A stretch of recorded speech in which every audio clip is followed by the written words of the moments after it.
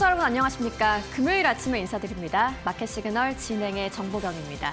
이스라엘과 레바논이 열흘간 휴전에 합의했습니다. 미국 이란 전쟁 종식에 대한 기대감으로 3대 지수는 일제히 상승했는데요. S&P 500이 어제에 이어서 오늘도 사상 최고치를 기록했고 나스닥은 10일거래일 연속 강세를 이어갔습니다. 오늘 시장에 있었던 이슈들 그리고 우리에게 보내는 시그널 바로 확인해 보시죠. 마켓 시그널 본격적으로 출발합니다.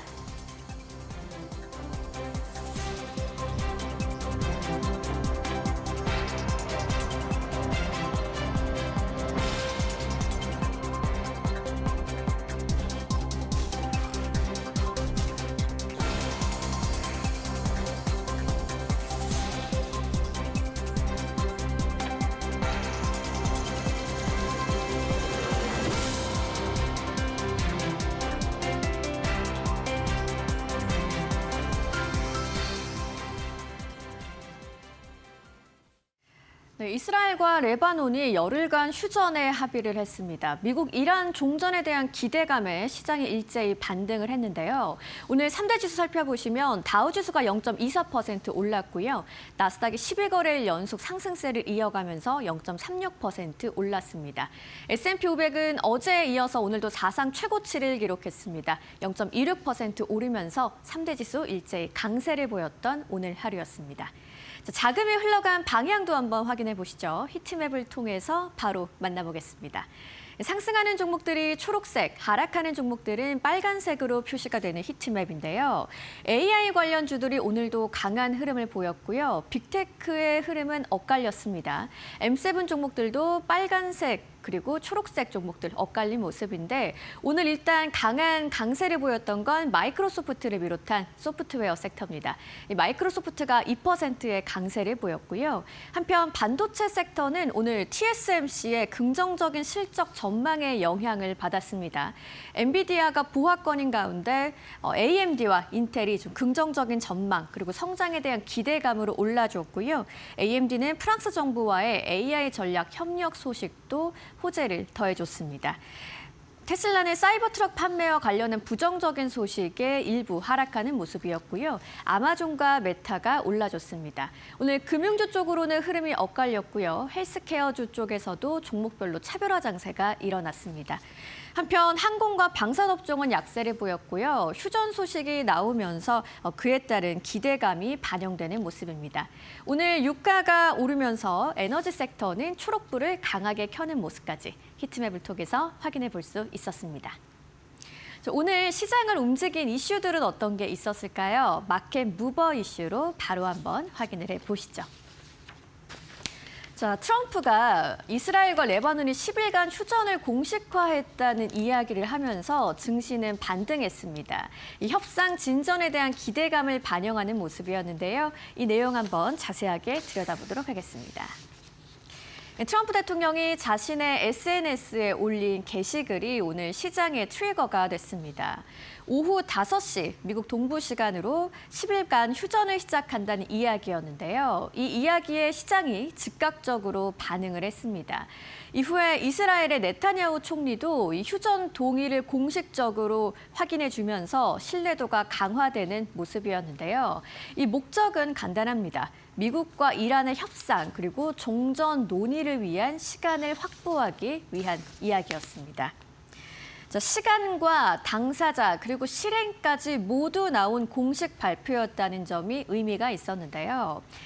특히나 이 휴전의 공식 시작 시간, 미국 동부 시간으로 5시라는 점을 함께 발표했다는 게 중요했습니다. 그리고 미국이 직접적으로 개입한 협상이라는 점도 의미가 있었는데요.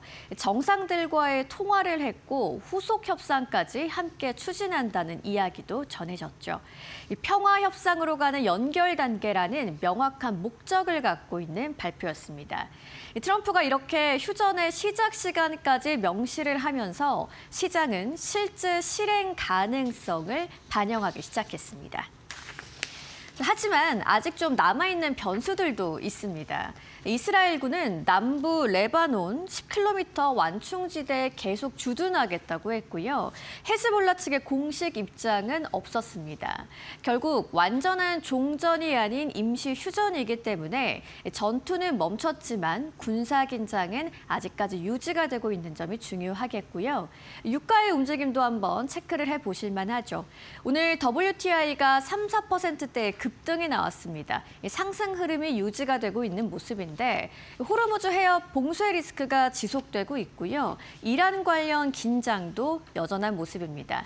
즉 주식은 낙관적이지만 원유는 아직 경계하는 흐름이다라는 걸 확인해 볼 수 있겠습니다. 이런 시장의 이야기 속에서 오늘 지수의 흐름도 한번 살펴보시죠. 일단 오늘 시장이 상승으로 출발을 했었는데요. 장중에 군사긴장 발언이 나오기도 했습니다. 이 같은 소식에 하락세가 나오기도 했고 좀 반등하는 모습까지 같이 있었는데요. 휴전 실행 발표 그리고 협상 발언이 이어지면서 시장이 오늘 재상승했고 강세로 마감을 할 수 있었습니다.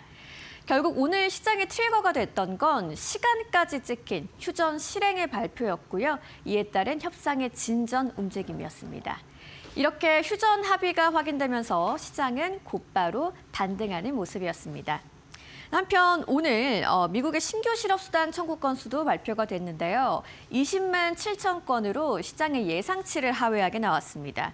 고용지표는 안정적인 흐름을 이어갔다라고 볼 수 있겠죠. 연준도 노동 수요는 안정적이지만 신규 채용에 있어서는 신중하다고 평가를 했는데요. 하지만 오늘 시장은 지정학 이슈가 더 크게 작용하면서 고용지표의 영향은 다소 제한적이었다고 볼 수 있겠습니다.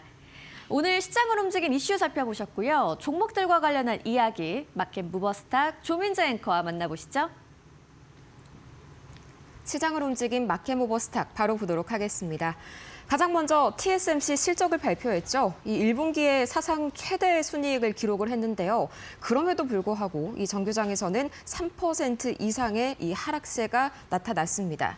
이 시장 기대치가 워낙 높았었던 만큼 그 이상의 서프라이즈가 없었다는 점이 이 주가 하락으로 이어진 사례고요. 이 관련주들의 희비도 엇갈렸는데요. TSMC의 실적이 좋다는 건 당연히 AI 칩에 대한 수요가 좋다는 거니까 그 칩을 설계하는 엔비디아나 AMD와 같은 관련주들도 당연히 주가가 올라갈 수밖에 없겠죠. 그런데 이 엔비디아와 AMD, 인텔의 주가는 각각 갈렸는데요. 우선 엔비디아는 다소 하락했습니다. 바로 TSMC 컨퍼런스 콜에서 나왔었던 이 발언이 그 기폭제가 됐는데요. 이 코어스 쉽게 얘기하자면은 엔비디아의 H100 칩에 반드시 필요한 패키징 기술입니다. 이 패키징 기술에 대한 공급이 너무 타이트하다라는 발언이 이 TSMC 컨퍼런스 콜에서 굉장히 눈길을 끌었는데요. 한마디로 이 공급 부족이 단기간에 해소가 되기 어렵다. 특히나 H100 칩의 필수적인 이 코어스가 상당히 부진한 그런 공급이 부진한 모습을 보여주고 있다라는 거에 대해서 계속해서 이 실망감이 넘쳐나고 있는 엔비디아였습니다. 한마디로 수요는 넘쳐나는데 공급이 부족해서 못 팔기 때문에 이 성장세가 둔화될 수도 있다라는 불안감이 이 엔비디아의 주가를 내리눌렀고요. 이 AMD나 인텔의 경우에는 오늘 굉장히 강한 상승세를 보였습니다. 특히나 AMD가 거의 7, 8%, 또 인텔이 5% 가까운 상승세를 보여줬었는데 이 TSMC가 마찬가지로 컨퍼런스 콜에서 이 최첨단 3나노 공정이 엄청난 수익을 내고 있다고 밝혔습니다. 그렇기 때문에 이 공정을 나눠 쓰기 시작한 엔비디아와 인텔의 주가가 다시 한번 급등한 거고요. 특히나 인텔 같은 경우에는 최근에 급등세를 다시 한번 이어가는 흐름에 이 매수세가 몰리기도 했습니다. 이어서 오라클 살펴보도록 할까요? 오늘 오라클이 굉장히 또 강한 상승세를 보여줬었죠. 5% 이상 급등했습니다. 이 아마존과 멀티클라우드 네트워킹 확장 협력을 발표했는데 말이 조금 어렵죠. 쉽게 풀자면 오라클과 아마존이 손을 잡고 서로 다른 클라우드를 하나처럼 좀 연결하는 그런 협력을 발표했습니다. 이제 기업들이 좀 별도의 장비가 없이도 두 가지 클라우드를 자유롭게 오가면서 데이터를 활용할 수가 있게 됐는데요. 당연히 서비스 개발 속도가 더 빨라지겠죠. 덕분에 여기에 대한 기대감에 오라클과 아마존의 주가 동반 상승했습니다. 다만 구글은 오늘 굉장히 강한 호재가 한 가지 있었음에도 불구하고 이 하락 마무리를 지었는데요. 우선 당근입니다. 미국 국방부에 제미나이 도입을 협상 중이라는 그런 소식이 나왔습니다. 그럼에도 불구하고 두 가지의 악재가 주가를 내리눌렀습니다. 이 첫 번째로는 구글과 연계된 데이터 센터들이 역대 최대 규모의 이 고수익 고위험 채권, 우리는 정크본드라고 많이 하죠. 이 정크본드 발행을 추진 중이라는 소식에 다시 한번 이 AI 인프라 구축에 막대한 자금이 아직까지도 필요하구나라는 걱정이 올라온 시장이었고요. 또 유럽연합 측에서 구글의 데이터 일부를 경쟁사에 공개하라는 압박을 보내기 시작했습니다. 이 규제 리스크까지 더해지는 모습의 구글이죠. 이번에도 유럽의 DMA, 디지털 시장법에 다시 한번 발목이 잡힌 모습입니다. 이 전반적으로 빅테크의 경우에는 규제 리스크가 다시 한번 좀 강화된 하루였다 볼 수가 있겠고요. 추가적으로 이 실적 발표한 기업들도 이 굉장히 독특한 움직임을 보였습니다. 먼저 에보트 레버러토리스 의료기기 약하면은 이제 제네릭이라고 하죠. 복제약 판매하는 기업입니다. 실적 발표에서 2분기 가이던스가 생각보다 약했는데요. 이게 비단 2분기뿐만 아니라 올해 연간 순이익도 예상치를 밑돌았고요. 이것 때문에 주가가 6% 실망감에 하락했습니다. 또 실적을 발표한 또 다른 두 번째 종목입니다. 바로 미국을 대표하는 증권사죠. 찰스 슈왑. 이 찰스 슈왑도 오늘 급락 나왔는데요. 1분기 매출이 예상치를 하회하면서 실망감에 주가가 7% 이상 급락했습니다. 마지막으로는 민간 우주 기업 보이저 테크놀로지스, 이거는 실적 발표보다는 개별주 이슈로 크게 올랐는데요. 이 나사의 국제 우주정거장 비행 임무 사업자로 선정이 됐습니다. 마찬가지로 오늘 급등을 만들기에 충분한 재료였죠. 이 전반적으로 시장은 이제 실적의 영향을 본격적으로 받아가고 있는 구간이다라는 게 확인이 됐고요. 그 외에도 이란 전쟁보다는 개별주의 이슈를 좀 더 강하게 받아가고 있다는 점도 확인이 되고 있습니다. 그럼 계속해서 이 원자재 가격도 한번 확인을 해보도록 할 텐데요. 가장 먼저 이 WTI 국제 유가입니다. 2.31% 상승했습니다. 계속해서 미국과 이란 간의 이 팽팽한 대치가 오가고 있는 가운데 이 걸프 쪽 국가들은 앞으로의 평화 협상이 6개월 이상까지는 좀 걸릴 수가 있다고 보고 있다는 블룸버그 통신 보도가 나왔습니다. 이것 때문에 국제 유가는 소폭 상승했고요. 마찬가지로 원달러 환율도 4원 이상 오르면서 1,480원 선 위협하고 있습니다. 비트코인과 금은 오늘도 큰 움직임은 없었고요. 미국채 10년물과 미국채 2년물은 이 소폭 상승하는 흐름이 나타났는데 이것도 마찬가지로 이 국제유가가 다시 한번 상승세를 보이고 있다 보니까 인플레이션 우려감에 금리 인하 기대가 후퇴하고 국채 금리는 상승했다라고 해석을 해볼 수가 있겠죠. 그럼 과연 이런 분위기 현장에서는 어떻게 해석하고 있을까요? 현장 분위기 바로 만나보시죠. 네, 미국의 시장 상황 뉴욕에서 바로 전해드립니다. 김상윤 이데일리 뉴욕 특파원 연결해 보겠습니다. 안녕하세요. 네, 김상윤 이데일리 뉴욕 특파원입니다. 네, 중동 전쟁이 수개월 동안 지속될 수 있다는 경고가 나오고 있습니다. 하지만 여기에도 불구하고 S&P 500과 나스닥 지수 이틀 연속 사상 최고치를 경신했는데요. 시장이 지정 확정 리스크를 과소평가하고 있다는 지적도 나오고 있습니다. 네, 지금 시장을 한 문장으로 정리하면 리스크를 알면서도 무시하는 장세라고 볼 수도 있습니다. 현재 뉴욕 증시는 중동 전쟁이 장기화될 수 있다는 경고가 나옴에도 불구하고 사상 최고치를 이어가고 있는데요. 그 배경에는 두 가지가 있습니다. 하나는 투자자들이 전쟁 뉴스에 점점 둔감해지는 이른바 헤드라인 피로감. 그리고 또 하나는 결국 협상이 타결되고 호르무즈 해협도 재개될 것이라는 낙관입니다. 특히 시장은 이미 좋은 시나리오를 상당 부분 선반영한 상태입니다. 예를 들어 유가는 $100 근처에서 버티고 있고 S&P 500은 7,000선을 돌파했죠. 이는 전쟁이 확산되지 않고 에너지 공급이 정상화된다는 전제를 깔고 있는 가격대입니다. 문제는 이 전제가 흔들릴 경우입니다. 국제기구나 주요 투자은행들은 이번 전쟁이 단순한 단기 이벤트가 아니라 공급망과 에너지 시장을 구조적으로 흔들 수 있다고 보고 있습니다. 실제로 협상은 수개월 걸릴 수 있다는 전망도 나오고 있고 호르무즈 해협이 완전히 정상화되지 않을 경우 유가가 다시 급등할 가능성도 배제할 수 없습니다. 또 하나 중요한 포인트는 리스크 프리미엄입니다. 겉으로는 주가가 사상 최고치지만 채권 금리도 함께 오르고 있다는 점에서 투자자들이 완전히 안심할 상황은 아닌 상황입니다. 아직 가격은 낙관을 반영하고 있지만 지금 흐름은 여전한 불안을 반영하고 있는 일종의 괴리가 나타나고 있습니다. 결국 지금 시장은 협상 타결이라는 하나의 시나리오에 베팅하고 있는 상황이고요. 만약 이 기대가 어긋날 경우에는 변동성이 다시 급격히 커질 수 있는 구간이라고 봐야 할 것 같습니다.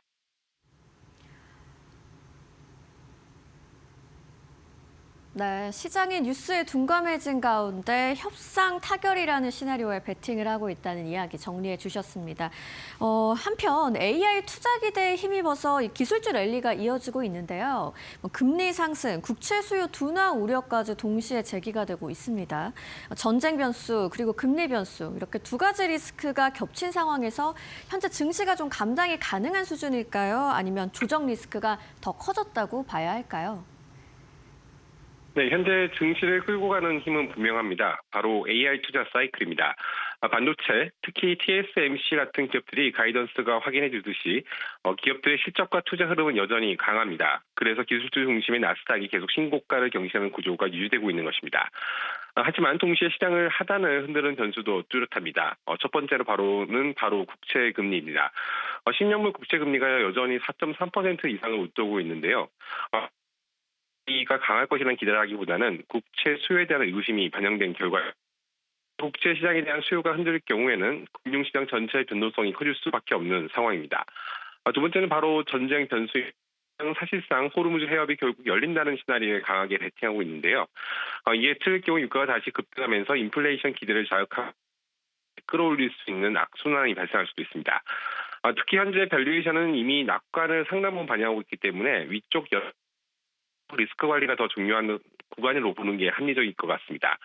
즉 지금은 추가 상승을 추격하기보다는 가능성에 대비해야 하는 시장이라고 정리할 수 있습니다. 네, AI 투자 사이클이 시장을 끌고 가고 있는 상황을 이야기해 주셨는데 AI 경쟁 심화 우려로 크게 밀렸던 소프트웨어 업종에서 반등이 이어지고 있는 상황입니다. 업종 대표 ETF죠. IGV가 5개월 만에 50일 이동 평균선을 돌파했는데요. 이걸 추세 전환의 시작으로 봐도 될까요? 네, 소프트웨어 업종을 대표하는 IGV가 5개월 만에 50일 이동 평균 것은 하락 추세가 단기 모멘텀이 위쪽으로 전환했다는 신호로 볼 수 있습니다. 특히 이런 구간에서는 공매도 청산, 이른바 커버링이 알고리즘 자금까지 유입되면서 단기 상승 탄력이 강화되는 패턴이 자주 나타납니다. 실제로 이번 반등은 단순한 펀더멘털 기대도 일부 반영하고 있습니다. 오라클과 세일즈포스 같은 대형 소프트웨어 기업들은 수요를 흡수하면서 실적 기반이 여전히 견조하고 있습니다. 그걸 곧바로 추세 전환으로 단정하게 라고는 현재 반등은 대형주뿐만 아니라 경쟁 소형 소프트웨어 종목까지 동반 급등하는 모습이 나타나고 있습니다. 현상 초기 반등에서 흔히 나타나는 과잉 오히려 단기 과열 신호로 해석되는 경우도 많습니다. 결국 이건 추세 전환으로 확정하려면 향후 실적 시장에서 AI 투자 수혜가 실제 매출과 이후로 얼마나 이어지는지 그리고 금리 환경이 안정되는지가 확인돼야 진짜 추세 전환 여부를 판단할 수 있을 것으로 보입니다. 네, 추세 전환을 확인해야 되기까지 좀 판단해야 될 변수들까지 한번 짚어주셨습니다. 지금까지 김상윤 이데일리 뉴욕 특파원이었습니다. 좋은 말씀 고맙습니다. 네, 감사합니다. 네, 미국 시장 마감 상황 뉴욕에서 전해드렸습니다.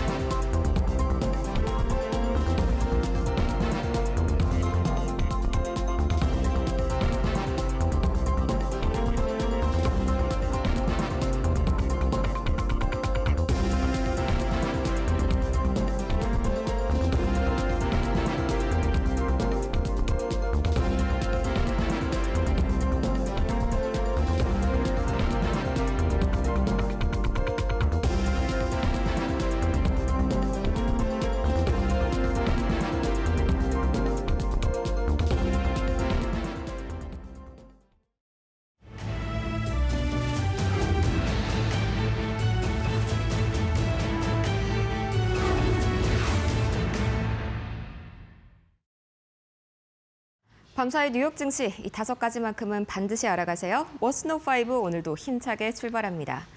계속해서 걸림돌이 됐었던 이스라엘과 또 레바논 간의 이 전쟁, 이게 마침내 뿌리채 뽑히는 모습이 나왔습니다. 이 열흘간의 휴전 소식이 나오게 되면서 밤사이 뉴욕 증시 3대 지수가 상승세로 마무리를 지었습니다. 밤사이 뉴욕 증시 3대 지수가 이스라엘과 레바논 간의 휴전 합의에 힘입어 상승 마감했습니다. 당초의 시장은 이스라엘과 레바논 간의 정상 간 대화가 무산됐다는 소식에 하락 출발했는데요. 그동안 이스라엘이 레바논의 무장정파인 헤즈볼라를 공격한 게 지금까지 이란 전쟁 협상의 걸림돌이었기 때문입니다. 하지만 장중 이스라엘과 레바논이 열흘간의 임시 휴전에 합의했다는 소식이 나오면서 투심이 급격하게 회복됐는데요. 현재 미국과 이란은 오는 22일 종료되는 휴전을 연장하기 위해서 협상을 진행 중이고요. 이 백악관 역시도 협상에 적극적으로 참여하고 있다는 입장을 재확인했습니다. 다만 블룸버그 통신이 걸프 국가의 고위 관계자들을 인용해 미국과 이란 간의 평화협정 타결까지 약 6개월이 소요될 것이라고 보도하면서 국제유가 WTI는 전일 대비 2%대 오른 배럴당 93달러 선을 돌파했습니다. 이렇게 유가가 다시 한번 상승했음에도 불구하고 밤사이에 뉴욕 증시를 꿋꿋이 떠받쳤던 호재. 이란 전쟁에도 불구하고 이 생각보다 굉장히 고용이 견조한 미국 경제의 탄탄함이 확인이 됐습니다. 미국 노동부에 따르면 지난주 신규 실업수당 청구 건수는 20만 7천 건으로 전주 대비 1만 1,000건 감소하면서 시장 예상치인 21만 5천 건을 크게 밑돌았습니다. 특히 이번 감소폭은 2월 이후로 최대 수준으로 기업들의 해고가 여전히 낮은 수준에 머물고 있다는 점이 확인됐고요. 특히나 기업들의 해고가 이렇게 낮은 수준을 유지하면서 노동시장이 안정세를 보이고 있다는 점이 다시 한번 확인이 됐습니다. 이 전날 연준이 공개했던 경기 동향 보고서죠. 베이지북에서도 대부분 지역에서 고용 수요가 안정적이고 해고가 제한적이다 이런 평가가 나왔었는데 고용 시장의 견조함이 이틀 연속 다시 한번 확인이 된 겁니다. 이 소식이 경기 둔화 우려를 완화시키면서 투심을 지지했고 이 뉴욕 증시의 상승에도 긍정적으로 작용한 하루였습니다.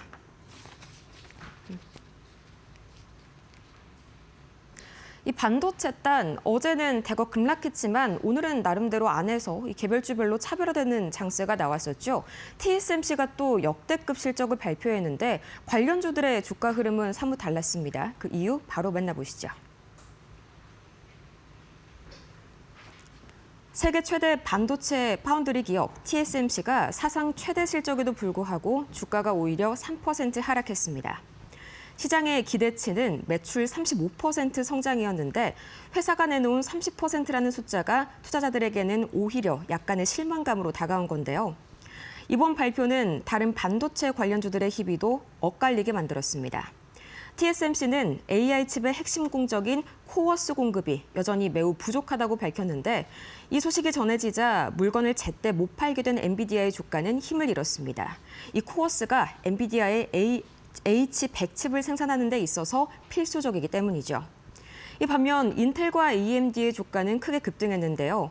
TSMC가 마찬가지로 이 컨퍼런스 콜에서 최첨단 3나노 공정 수요를 AI와 고성능 컴퓨터가 이끌고 있다면서 수익성 개선을 자신했기 때문입니다.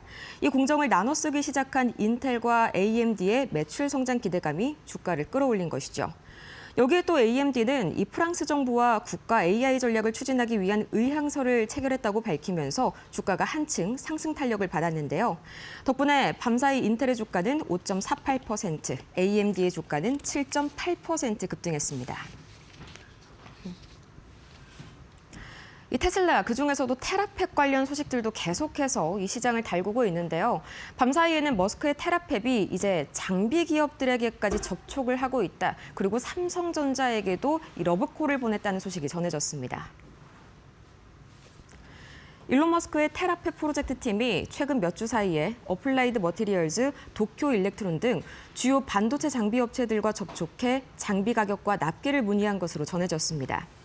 특히 공급을 우선해줄 경우에는 기존 견적보다 훨씬 높은 금액을 지불하겠다는 파격적인 조건을 내걸었는데요. 이 장비 확보에 그만큼 강한 의지를 보이고 있다는 거죠. 또 삼성전자에도 협력을 요청했지만 삼성은 직접 참여 대신 텍사스 공장에서 테슬라용 생산 능력을 확대할 것을 제안했고요. 인텔은 프로젝트 참여 의사를 밝힌 상태입니다. 초기 단계에서는 월 3,000장 규모의 웨이퍼를 처리할 수 있는 파일럿 라인을 구축하고 오는 2029년 생산을 시작해서 점진적으로 규모를 확대한다는 계획입니다. 다만 기술과 투자 규모 모두 전례에 없었던 수준인 만큼 업계에서는 실현 가능성을 두고 신중한 시각까지 이어지고 있습니다. 여기에 밤사이요, 이 엔트로픽이 또다시 새로운 차세대 AI 모델 오퍼스 4.7을 전격 출시했습니다. 다만 이전보다는 약간 다운그레이드된 버전이라서요, 소프트웨어 전반에 미치는 영향은 미미했습니다. 챗 GPT의 대항마로 꼽히는 엔트로픽, 이 차세대 AI 모델 클로드 오퍼스 4.7을 전격 출시했다는 소식을 밝혔습니다. 이번 모델은 코딩과 복잡한 업무 수행 능력이 이전보다는 크게 향상됐지만 보안 위험을 줄이기 위해서 이 최상위 모델인 미토스보다는 고의적으로 성능이 낮춰서 출시됐습니다. 특히 해킹 등과 같이 사이버 범죄에 악용될 수 있는 위험을 실시간으로 AI가 감지하고 이걸 차단하는 자동 방어막을 강화한 것이 특징이고요. 이 성능 경쟁에만 몰두하기보다 안전한 AI라는 정체성을 강화해서 최근 불거진 AI 보안 우려에 정면으로 대응하겠다는 전략으로 풀이됩니다. 이 관련 소식에 오늘 우리 증시에서도 보안 솔루션 관련주들 움직임, 주의 깊게 체크를 해보셔야겠고요. 계속해서 유가가 상승하고 있기 때문에 언제든지 우리 시장 출렁일 수 있다는 점은 오늘도 감안하셔야겠습니다. 지금까지 머스노우5 살펴봤습니다.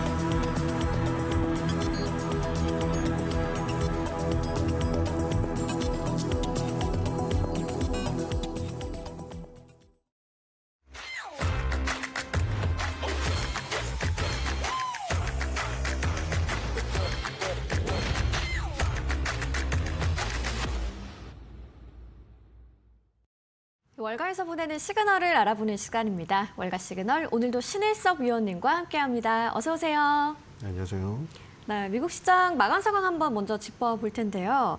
M7 종목을 비롯해서 대형 기술주들 종목별로는 좀 엇갈리는 흐름이 있었습니다. 3대 지수는 일제히 상승을 했는데 AI 관련주들이 강한 흐름을 보여준 것도 배경이 됐고요. 항공 방산주 쪽으로는 약했고 유가 급등의 영향으로 에너지 섹터는 강했네요. 위원님 어떤 부분 좀 집중해서 보셨어요? 네, 대단합니다. 이렇게 나가면 4월 작년 4월 달에 일어난 관세 전쟁으로 인한 하락보다도 하락이 안 나오고 끝나버리는 지금 상황이거든요. 네. 저는 트럼프의 신의 한 수가 아닌가 생각이 됩니다. 네. 그 이란에서 나오는 배를 아예 전면 봉쇄한 게 유가가 급등한 게 아니라 안정이 돼 버렸어요. 그리고 그게 이란을 협상장으로 끌고 나오는 결정적인 지금 계기가 될 가능성이 지금 농후해지고 있죠.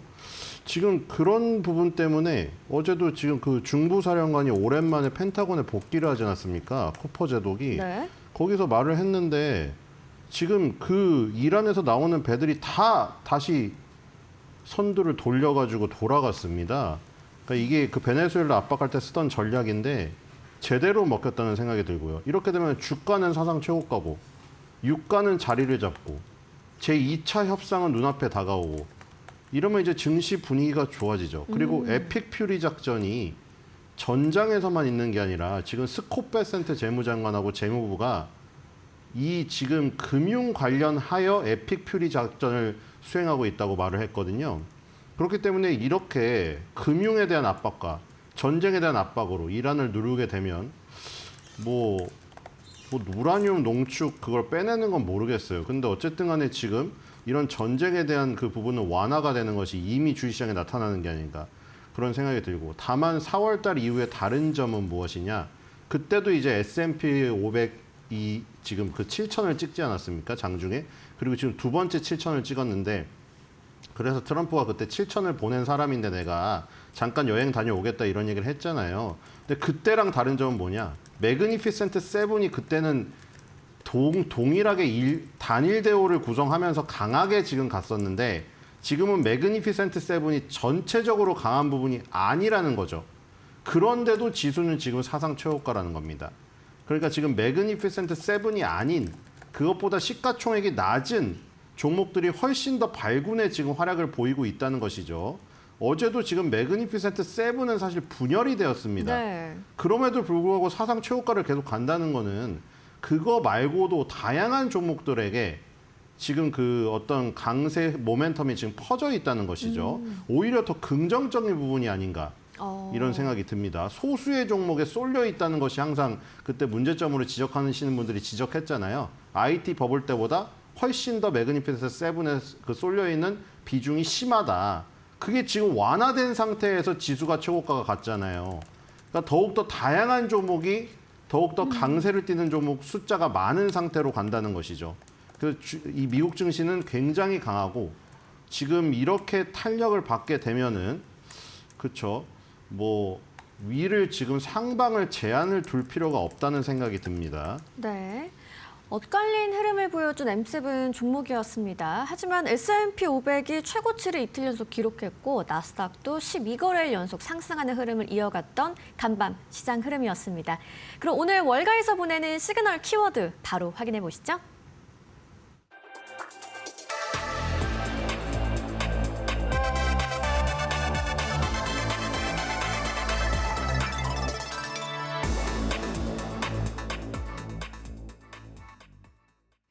네, TSMC의 실적이 AI의 수요를 재확인해주고 있습니다. 업황 전체의 기대를 좀 자극하는 모습인데요.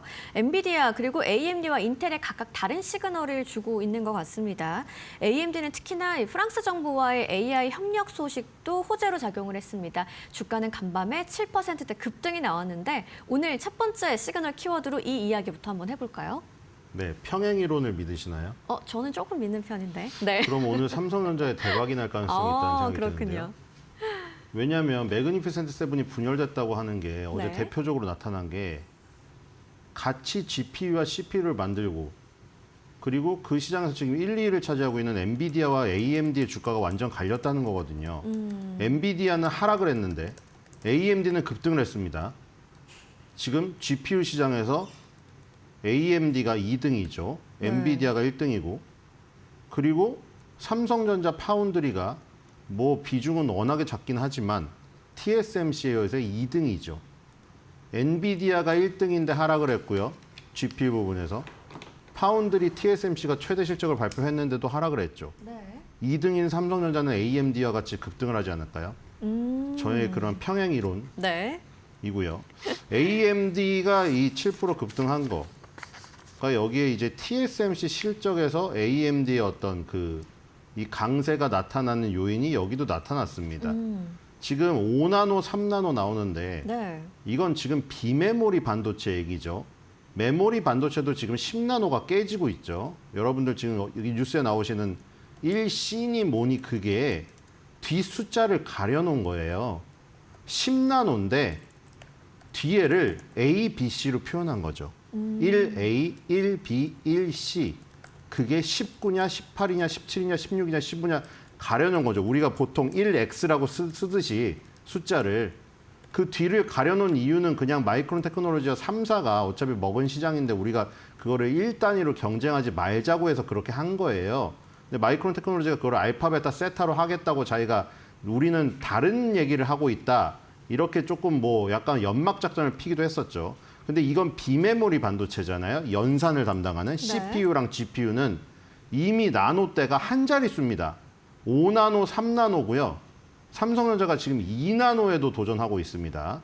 2나노의 수율이 올라오게 되면 삼성전자 파운드리도 어떤 TSMC 빈틈을 찾을 수가 있겠죠. 어쨌든 네. 이게 5나노, 3나노, 2나노가 첨단 미세 공정인데 이 머리카락 굵기랑은 아예 비교도 되지 않을 정도로 선폭의 미세화를 얘기하는 겁니다. 회로의 선의 간격이 좁아지는 거죠, 점점. 여기서 이제 한계를 느끼기 때문에 패키징이 중요해지고 하는 건데, 그래서 아까 TSMC의 코어스라는 게 나오는 게 그게 패키징입니다. 어떻게 칩 위에다가 배치를 잘하느냐의 싸움으로 가는 거죠. 근데 여기서 나타나는 거는 5나노, 3나노 첨단 미세 공정 수율이 굉장히 좋으면서 TSMC의 줄을 서기 때문에 다들 TSMC 실적이 최대 실적이 나왔다는 겁니다. 근데 그 줄을 서는 라인 중에서 라인에 AMD도 줄을 서 있었는데 AMD도 아주 많은 부분을 차지하고 있음을 TSMC 실적에서 나타난 거예요. 그게 지금 원래 애플이 그 라인을 다 먹고 있었거든요.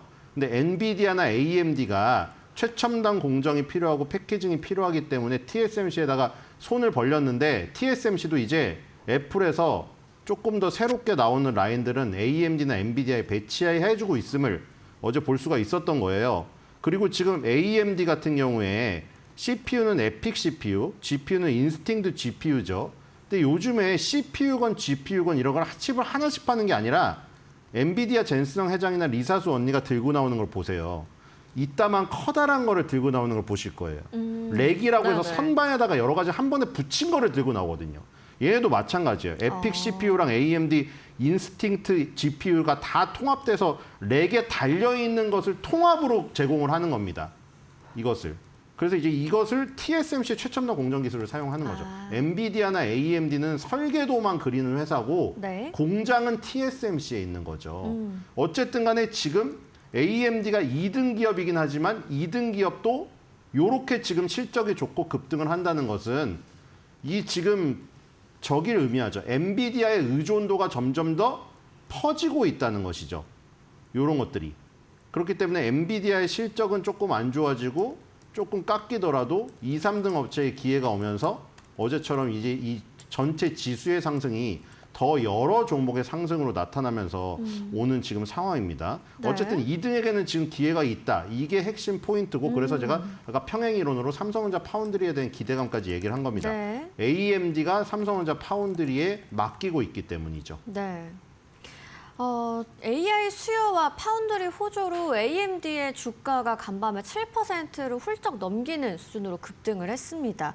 AI 반도체 수요 여전히 좀 공급 타이트 순으로 강하다라는 거를 확인할 수 있었는데요. 2등에게는 기회가 있다라는 이야기까지 해주셨죠. 이 AMD 종목에 관련해서 뭐 눈송이 분석 그리고 차트 흐름까지 한번 살펴볼까요? 네, AMD도 스펙이 좋은 종목입니다. 네네. 재무제표가 완벽하고요. 과거 실적과 미래 실적도 다 좋습니다. 자, 그리고 AMD가 지금 고점과 고점을 연결한 추세선을 돌파시켜 버렸는데 갭상승으로 돌파를 했기 때문에 굉장히 강합니다. 네. 지금 역사상 신고가를 가버렸고요. 12일 연속 지금 상승하고 있습니다. 자, 그리고 17개 분기 중에 무려 16개 분기에 매출 어닝 서프라이즈가 나왔고요. 5월 6일 날 어린이날 다음 날 실적 발표가 있는데 19일밖에 남지가 않았고요. 네. 자, 2025년도 4분기 실적 발표 2월 4일 날 있었습니다. 9.67 빌리언 달러 매출 예상되었는데 10.27 빌리언 달러로 6.20% 어닝 상회했고요. EPS도 1.24 달러 예상이었는데 1.53 달러 나오면서 23.39%. EPS의 이 어닝 상회 요 수치가 훨씬 더 높았습니다. 자, 그리고 285.67 컨센서스인데 지금 거의 다 도달돼 버렸습니다. 2.66만 오르면 도달되기 때문에 지금 목표 주가를 높여야 되는 지금 상황인 것 같고요.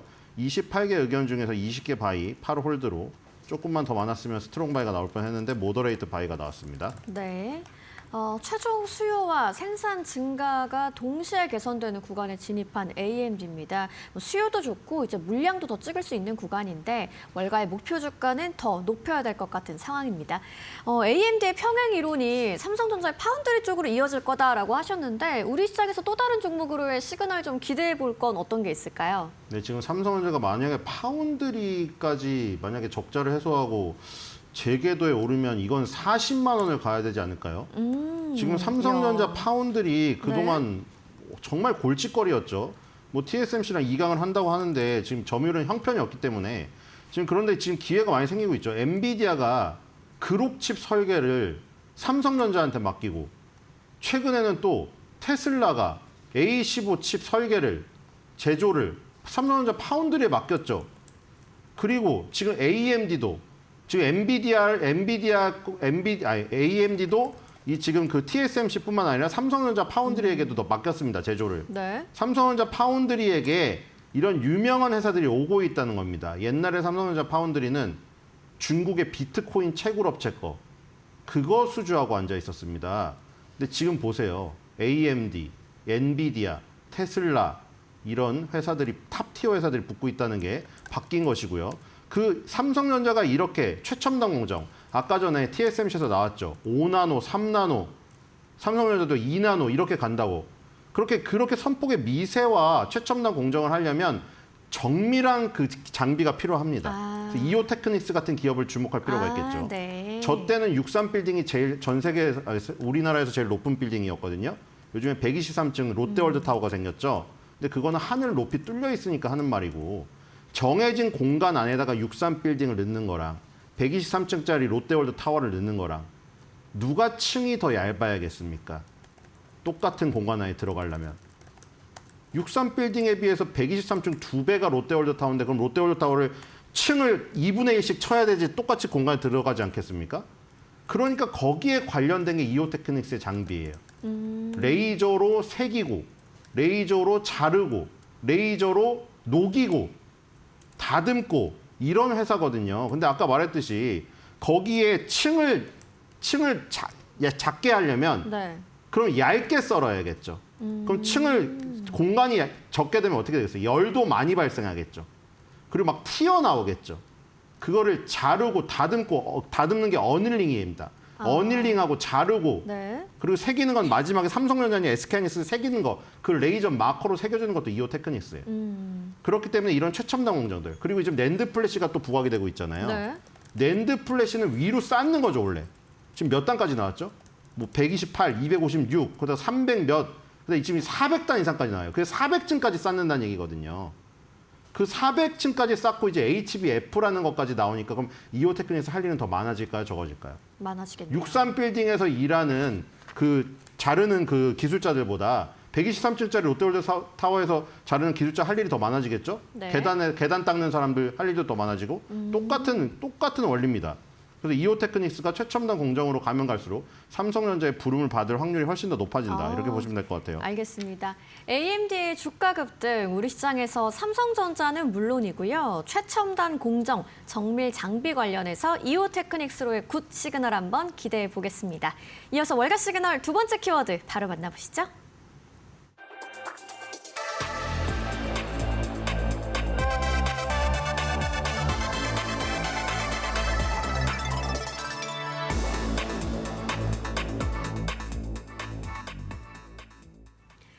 삼성중공업이 미국 나스코와 협력을 통해서 해군 지원함 사업에 박차를 가합니다. 나스코의 경영진이 최근에 삼성중공업의 거제 조선소를 직접 방문을 했다고요? 네, 지금 제너럴 다이내믹스의 그 자회사 나스코가 이 샌디에이고에서 조선소를 운영하고 있는데 그 나스코랑 삼성중공업이랑 협업을 했고요. 네. 삼성중공업 거제 조선소를 나스코 경영진이 직접 방문했습니다. 이 소식에서 나온 건데 아까 그 얘기랑 또 이어지죠. 어제 해군 얘기를 하면서 이란 해군은 이제 없다. 180적 네. 이상이 다 수장되어 있다. 우리가 무슨 짓을 해도 너네 막을 수 없다. 그리고 실제로 지금 봉쇄가 성공했잖아요. 그러니까 거기서 느끼는 건 뭐냐면 처음부터 트럼프 초기에 대통령 당선인 시절에 잘 생각해 보십시오. 우리나라 하나오션이 왜 부각이 됐었는가. 그때 통화가 있었습니다. 전화 통화를 하면서 나는 레이건 때 해군을 다시 재건을 하겠다. 네. 근데 이제 그런 것들을 지금 보여주는 게 이란과의 전쟁에서 나타난 것이거든요. 그리고 거기에 개념 설계로 들어가기 시작하는 게 지금 우리나라 조선사들입니다.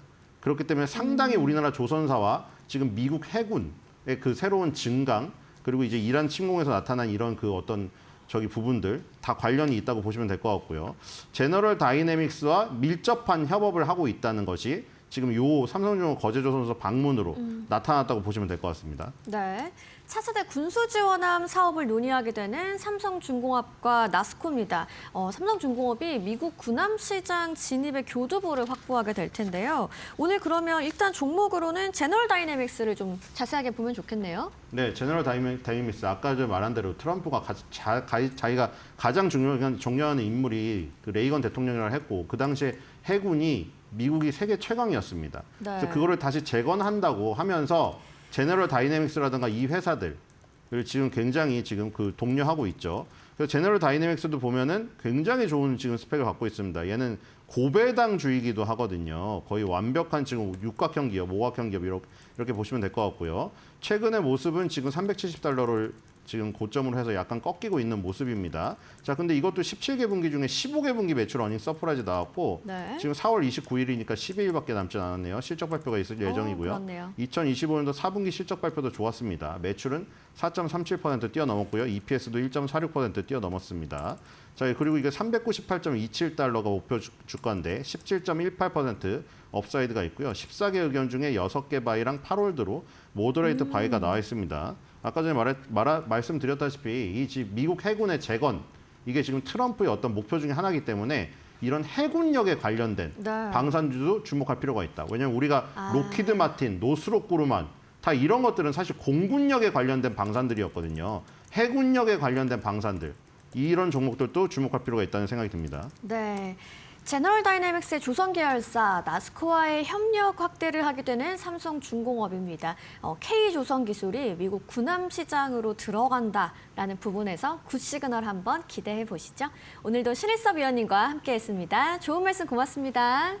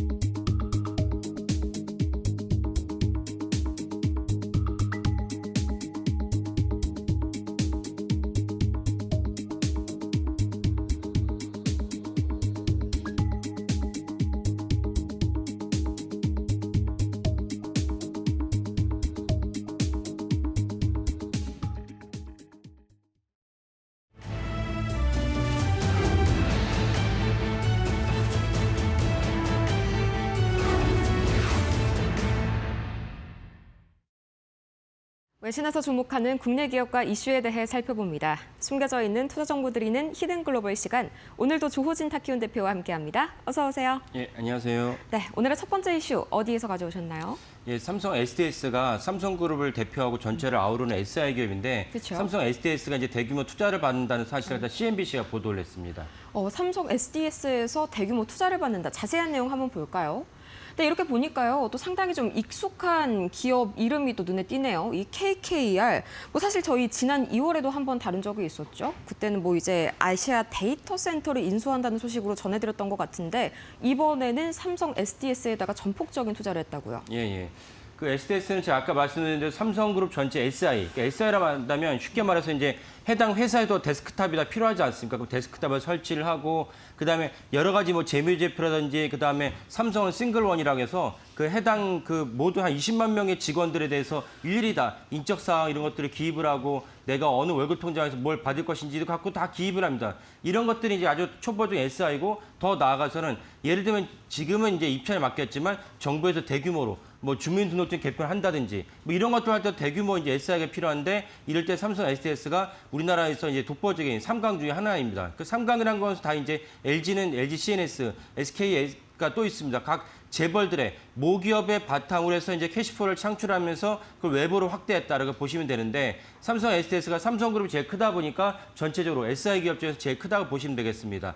이런 것도 있고 또 하나 특징이 무엇이냐면 삼성 SDS가 처음에 출범했던 계기 자체가 이재용 회장의 승계를 위해서 승계를 하려면 상속세를 내야 되니까 재원이 필요하지 않습니까? 그래서 또 다른 재원 마련으로 여러 가지 재원 마련 다른 것도 있었지만 또 다른 마지막 재원 마련에 방점을 찍었던 것이 삼성 SDS를 갖다가 상장을 시키기 위해서 원래 삼성전자의 하나의 사업부에서 있던 삼성 SDS를 별도로 법인으로 이제 출발시킵니다. 그리고 이제 순조롭게 잘해서 결국 상장을 시켰고 상장을 시킬 때 지금은 이제 상속세 마련을 위해서 이부진, 이서연 두 이제 여동생은 다 지분을 팔았지만 여전히 삼성 SDS는 아까 말씀드린 이재용 회장의 승계 마련을 위해서 세워진 회사이기 때문에 지금도 이재용 회장이 삼성 SDS의 지분을 9%도 갖고 있습니다.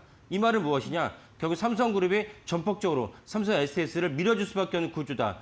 그 여러분들이 이제 재벌들을 보실 때 이렇게 특정 오너의 지분이 높은 회사는 망할 수가 없다. 그룹 전체가 망하면 모르겠지만 그렇지 않은 한 그룹은 이제 사활을 걸고 해당 기업을 갖다 밀어줄 수밖에 없는 구조다라는 걸 이해하시면 되겠고 SDS도 그런 맥락에서 사업을 영위하고 있다가 이번에 KKR에서 무려 1조 2천억에 대한 투자를 받게 됐습니다.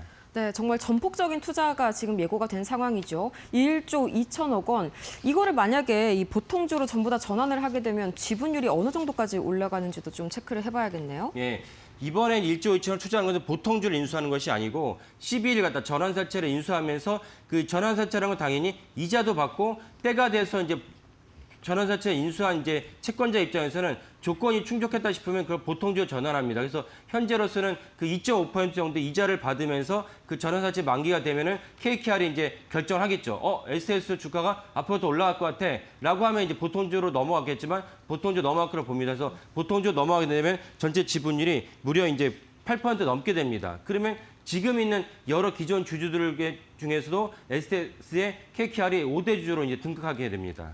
네, 근데 이 KKR이 워낙 옛날부터 이 M&A로 좀 잔뼈가 굵은 곳이잖아요. 거기에 따른 이제 추가적인 혜택도 좀 기대가 많이 되네요. 예, 그렇습니다. 그러니까 KKR이 원래 M&A를 잘하던 기업이고 그쵸. 그리고 삼성 SDS 자체가 캐시가 현금이 한 6조 정도 있었습니다. 그럼 이번에 1.2조를 갖다 집어넣으면 다 합치면 7조가 넘는 이제 실탄을 확보하게 되기 때문에 그래서 아마도 이제 KKR과 삼성그룹 간에 원래 나왔던 얘기 중에 하나는 양자가 서로 이제 해외에 적극적으로 M&A를 추진하면서 M&A 추진하는 노하우를 누가 갖고 있냐? 당연히 KKR이 갖고 있으니까 KKR은 거기에 자기의 노하우를 삼성 SDS에 심고 SDS는 또 해외에다가 유력한 기업을 M&A 하려면 당연히 재원이 필요한데 자기들이 갖고 있던 현금 6조에다가 이번에 KKR 1.2조를 갖다 합쳐서 7.2조라는 꽤 큰 금액이죠.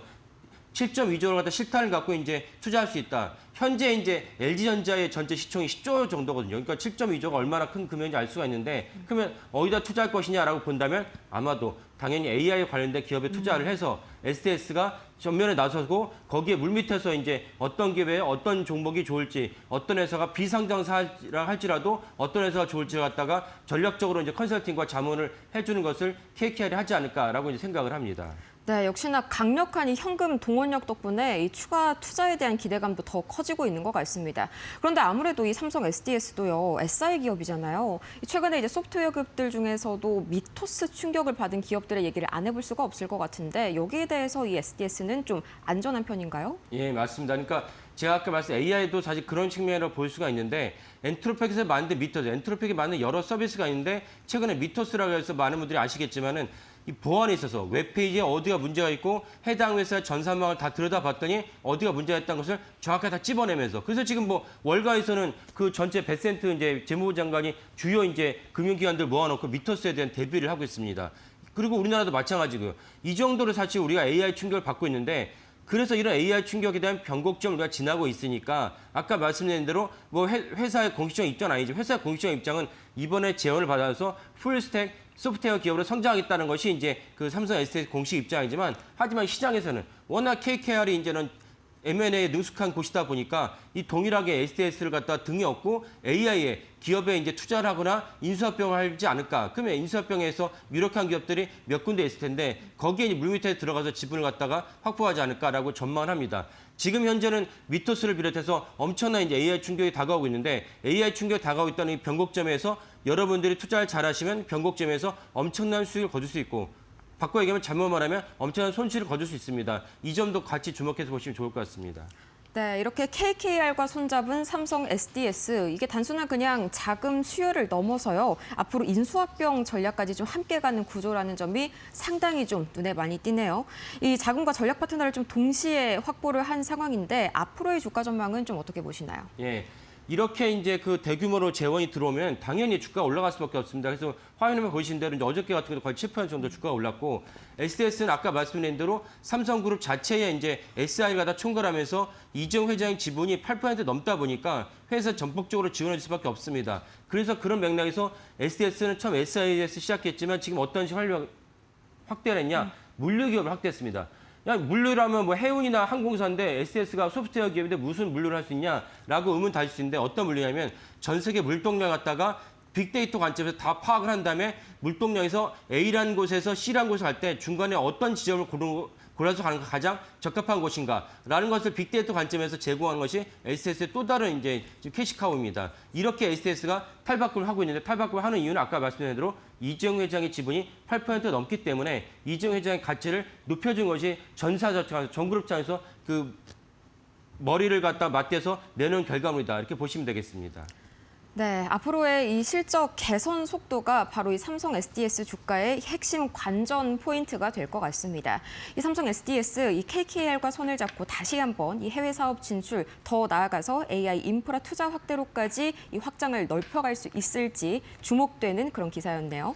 자, 이어서 다음 두 번째 투자 포인트 알아보도록 할까요? 두 번째는 어디에서 가져오셨나요? 예, 현대차가 이제 또 다른 중요한 AI 기업에 투자를 했다고 로이터가 이제 보도를 했습니다. 네. 디벡스라는 기업, 좀 약간 처음 보는 그런 분들도 계실 텐데 한번 자세한 내용 살펴보도록 할까요?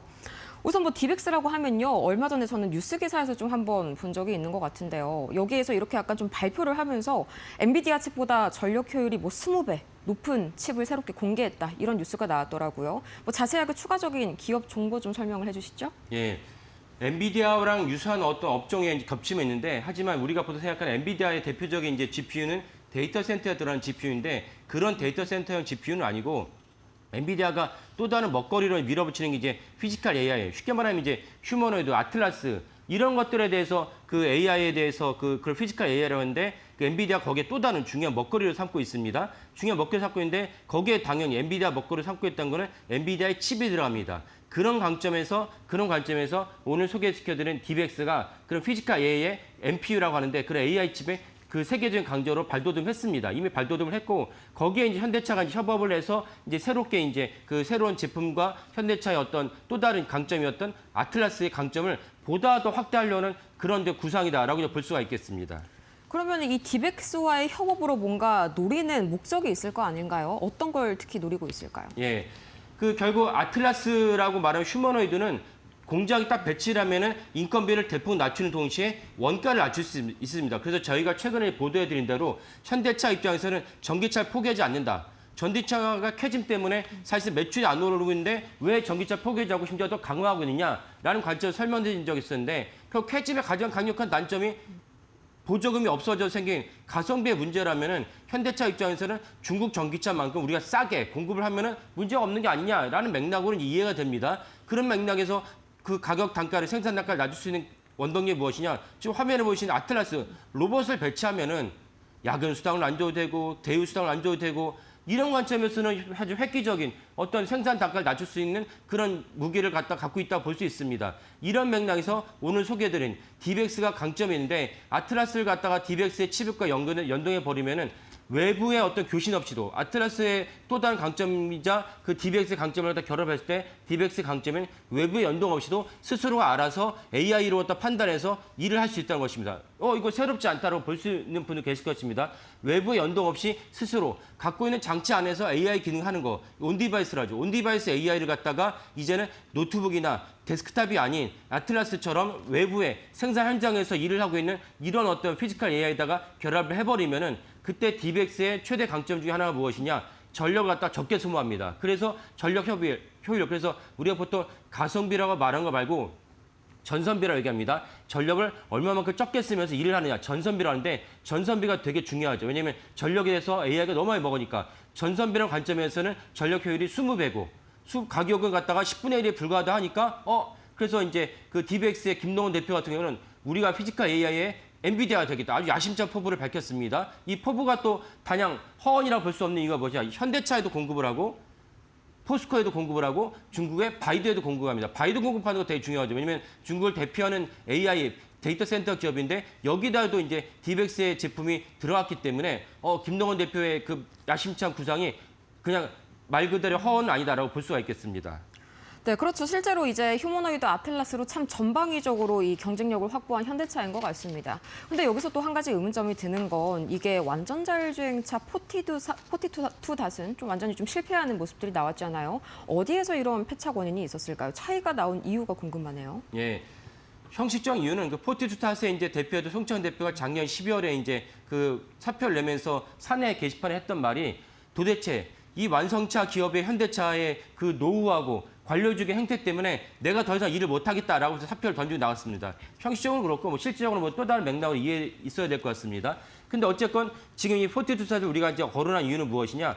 현대차가 이번에 이제 DBX에다 엄청난 이제 투자를 같이 하면서 그 협업을 같이 한다고 하는데 그렇다면 현대차라는 완성차에서 세계 3위 기업 아닙니까? 작년에 이제 폭스바겐이 미끄러지면서 영업이익만 보면 2등 기업이 됐습니다. 이런 어떤 노회한 기업, 현대차로 한다면은 사실상 그 기업 이미지가 한국 사람들이 보기에도 뭔가가 묵직하고 돌직구적으로 이렇게 추진력이 있지만 뭔가 이렇게 융통성은 있고 그 새로운 어떤 기술을 갖다가 채택하는 데는 둔하다라는 이미지가 있습니다. 그게 사실이고 그런 맥락에서 포티투사, 현대차의 또 다른 미래를 갖다 좌우하는 완전 자율주행차는 실패했는데 그렇다면 DBX를 끌어왔을 때 잘 하겠느냐라는 어떤 당연히 의문점이 있습니다. 여기에 이제 또 다른 이제 희망을 갖다가 볼 수 있는 사안은 무엇이냐? 당연히 보스턴 다이나믹스를 갖다 현대차가 처음부터 시작한 것이 아니고 이미 어느 정도 궤도 올라왔던 보스턴 다이나믹스가 엄청난 재원을 투자해서 손정희 회장한테 지분을 인수합니다. 했던 그 보스턴 다이나믹스가 저도 당시에는 야, 잘 되겠느냐? 현대차의 그 관료주의적인 행태가 보스턴 다이나믹스가 잘 결합이 되겠냐라고 저도 의문을 달았지만 잘 성공했죠. 이런 관점에서 성공했던 DNA를 갖다가 DBX한테 잘 이식을 한다면 현대차 입장에서는 완전 자율주행차로 해서는 실패를 했지만 피지컬 AI, 휴머노이드 관점에서는 현대차가 세계적인 강자로 발전할 수 있는 중요한 어떤 기반이 마련했다라고도 볼 수가 있겠습니다. 네, 여기에 또 한 가지 눈에 띄는 부분 중에 하나가요. 이제 현대차의 사업자 등록증을 보면은 이게 원래 대표이사가 호세 무리뉴로 돼 있었거든요. 근데 이게 또 최영일 부사장으로 변경이 됐더라고요. 아무래도 좀 실적 부진 때문에 인사 이동이 된 결과다라고 볼 수 있을까요? 예, 이제 이게 어제 알려졌는데 사업자 등록증에 원래 호세 무리뉴 사장이었는데 최영일 부사장으로 바뀌었다는 것입니다. 그래서 현대차 공식 입장은 호세 무리뉴 사장이 외국인답게 해외에서 또 현대차 세계적 기업이다 보니까 해외에 나갈 일이 많은데 이분한테 일일이 결제받는 것이 힘들다 보니까 행정 편의적인 이유에서 호세 무리뉴 사장에서 이제 그 사업자 등록 대표를 최영일 부사장 바뀌었다는 것이 현대차 공식적 입장이지만 그 발표를 갖다 익명으로 받아들일 수 없는 이유가 무엇이냐? 이미 우리나라도 세계적인 국가가 됐다 보니까 호세 무리뉴 대표 외에도 다른 외국인이 이제 그 사업자 등록 대표로 있는 우리나라 국내 기업이 많이 있습니다. 그분들은 어떻게 회사 영위하겠습니까? 그런 맥락에서는 현대차 공식적 입장은 사실은 우리가 있는 그대로 받아들일 수 없고 어떤 시각이냐면 현대차가 작년에 실적이 안 좋았습니다. 매출 올랐지만 영업이익은 10% 정도 줄었거든요. 그러면 거기에 대해서 관세 때문에 줄었다라고 현대차를 말할 수 있지만 하지만 언제나 난관이 있고 역풍이 있지만 그걸 무릅쓰고 전진했던 것이 현대차이기 때문에 작년에 실적 부진에 대해서 책임을 묻는다. 그리고 올해 1분기도 별로 현대차가 좋지 않습니다. 그런 맥락에서 경쟁 올리는 차원에서 호세 무리뉴 사장을 일정 이상 이제 전면 경에서 좀 물러나게 하고 최영일 사장 갖다가 전면을 내세운 것이 아니냐라는 시각이 있습니다. 이 두 시각이 공존하고 있지만 저는 후자가 더 맞지 않나라고 생각이 듭니다. 네, 결국 관세 리스크는 일시적인 굉장히 단기적인 흔들림에 불과하죠. 결과적으로 핵심은 이 온디바이스 AI 경쟁력이 아닐까 싶습니다. 이 현대차와 같이 손을 잡은 이 딥X 앞으로 글로벌 AI 반도체 시장에서의 활약이 굉장히 주목되는 기사였습니다. 이렇게 해서 오늘도 조호진 타키원 대표와 함께 이 밤사이 나온 외신 인사이트들 자세하게 분석해봤습니다. 좋은 말씀 고맙습니다. 네, 감사합니다.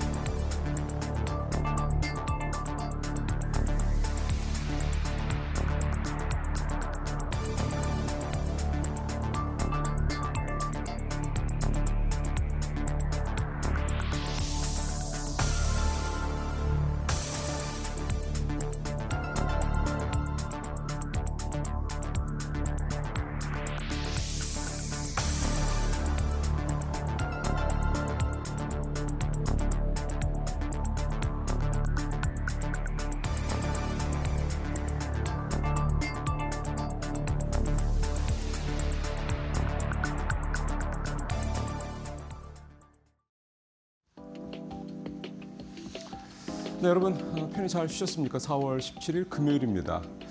이제는 제법 덥습니다. 아침도 그렇게 뭐 선선하거나 이런 느낌이 좀 적어졌네요. 자, 오늘 이데일리 신문에 나온 내용들 또 살펴보겠습니다. 6,000피 효과, 증시 화랑에 퇴직연금 수익률도 날았다. 네, 오늘 제가 탑으로 가져온 기사는 이 기사인데 오늘 이데일리 신문 탑 기사가 뭐냐면 청주이라는 이 도시를 르뽀를 했다고 그래야 되나요? 하여간 기자가 가서 현장을 이렇게 막 이렇게 곳곳 이렇게 다니면서 사람도 인터뷰도 하고 뭐 그러면서 이렇게 탐방을 하는 그런 식의 기사가 있습니다. 되게 좀 생생한 그런 맛을 살리기 참 좋은 기사 형태인데 오늘 이데일리 탑 기사의 제목이 K칩 효과 고급 식당 막 집값 이렇게 이렇게 움직인다 뭐 이런 내용입니다. 그러니까 한마디로 청주가 이제 하이닉스가 있지 않습니까? 뭐 이제 청주뿐만이 아니겠죠. 뭐 용인도 이제 나중에 이제 그럴 테고, 그 다음에 지금 뭐 이미 아마 기사가 여러 번 나갔습니다만 지금 삼성전자 P4, P5 이 팹이 지금 굉장히 가일차게 이렇게 진행이 되고 있는 평택, 뭐 수원, 뭐 화성, 심지어 저쪽에 아산 탕정까지 등등등등등. 뭐 반도체와 관련된 또 반도체 회사가 들어가 있는 그런 지역들은 이른바 부의 효과, 웰스 이펙트가 아주 확연하게 그렇게 드러난다라는 내용을 담은 기사입니다. 이 반도체 효과가 비단 이렇게 실물 경제만 있겠습니까? 이렇게 연금에도 있습니다. 대표적인 게 퇴직연금 상품이죠. 퇴직연금 상품도 이렇게 반도체 섹터들이 들어가 있는 그런 어떤 상품들, ETF라든가 이런 데 이제 투자를 할 수가 있지 않습니까, 이제. 그래서 이쪽으로 투자를 잘한 퇴직연금 수익률이 엄청나게 좀 올라가고 있다. 이 얘기를 좀 하고 있는 내용이고요. 표를 보시죠. 퇴직연금 평균 수익률이 작년 4분기, 올해 1분기 이렇게 좀 비교를 해놨는데 원리금을 비보장하는 상품, 그 다음에 밑에 보시면 원리금을 보장하는 상품 보십시오. 원리금을 보장하지 않는 상품, 한마디로 이제 투자 쪽에 위험 자산의 비중을 높이는 그런 상품이죠. 이런 것들은 21%가 넘습니다. 24% 올 들어서. 그렇죠. 우리 1분기에. 한 분기에 24%, 21%. 그러니까 연간으로 따지면 퇴직연금도 잘하면 2배 가까운 또 50%가 넘는 수익률을 낼 수 있다는 얘기인데요. 이제 중요한 건 밑에입니다. 원리금 보장 상품. 그러니까 내가 투자했을 때 전혀 손해를 안 보겠다라고 생각하는 상품들에 투자한 그런 퇴직연금은 수익률이 3% 정도입니다. 7분의 1, 8분의 1 정도밖에 안 되는 거죠. 뭐 이유는 간단하죠. 투자라는 거를 한 상품과 그냥 뭐 예금처럼 그냥 그 쟁여놓은 상품과의 차이죠. 근데 퇴직연금이라는 게 뭡니까? 우리의 미래를 노후를 설계하는 게 퇴직연금의 그 특성 그 이유 아니겠습니까? 근데 이렇게 원리금 보장 상품이라는 거는 이걸 가지고 노후를 설계하거나 노후를 보장받을 수는 없죠. 적어도 2자릿수 이상의 수익률이 좀 장기적으로 나와야지 뭔가 예를 들어서 뭐 1억을 넣었는데 그게 1억 뭐 300만 원이 된다. 그러면은 그거 가지고 노후 보장할 수 없지 않습니까? 1억을 넣었으면 나중에 1억 5천이나 2억 정도는 돼야지. 물론 장기이긴 합니다만 뭐가 좀 되는 거겠죠. 어쨌든 이 퇴직연금은 원리금 보장 상품이냐 비보장 상품에 따라서 이렇게 수익률 차이가 많이 난다라는 거고 또 이렇게 퇴직연금이 비보장한 원리금 비보장 이 상품들이 이렇게 높은 수익률을 내는 거는 역시 이제 반도체 이것 역시 K칩의 효과다 이렇게 좀 볼 수가 있겠습니다. 사실 퇴직연금은 뭐 근로자분들은 정규직에 있는 분들은 또 대부분 다 들죠. 그렇기 때문에 지금 뭐 DB형으로 드는 분들도 계시고 DC형으로 드는 분들도 계신데 DC형으로 들더라도 이렇게 원리금 비보장이냐 원리금 보장에 따라서 이렇게 수익률 차이가 크게 난다라는 걸 한번 이 표를 가지고 한번 다시 한번 보시면서요. 아마 이렇게 얘기 안 해도 이미 움직이신 분들도 많이 계시긴 할 텐데 이번 기회에 혹시라도 내 상품이 DB형이나 또는 DC형의 원리금 보장형으로 돼 있다고 그러면 좀 바꾸셔야 됩니다. 노후 보장 안 됩니다. 그냥 원리금 보장형으로 하면. 네. 자, 두 번째 ETF 얘기 오늘도 좀 준비를 했습니다. ETF 지난번에 제가 이틀 전인가요? ETF의 시총이 400조를 넘었다는 말씀을 드렸습니다. 최근 들어서 한 달 사이에 한 20% 이상 시총이 늘어났다는 말씀을 드렸고 장이 올라갔으니까요. 자, 이것도 보시죠. 여기서 ETF 시장 400조 시대 개막이라는 제목에서 400조는 시총이 아니라 순자산, 그러니까 ETF 시장에 들어온 자금을 이제 기준으로 다시 얘기를 한 겁니다. 그래서 이제는 시총도 400조를 넘었지만 ETF 시장에 들어온 자금도 400조를 넘었다. 404조, 보름 만에 20조가 됐다. 이렇게 얘기를 좀 하는 내용입니다. 해외 자산을 기초로 한 ETF 상품, 국내에서도 뭐 예를 들어서 미국의 나스닥이나 S&P 500을 기초 자산으로 해서 ETF가 있죠, 상품이. 그러니까 해외 자산을 기초 자산한 상품이 454개인데 이게 126조, 전체 이 126조, 이게 14%가 전년 대비 늘었고요.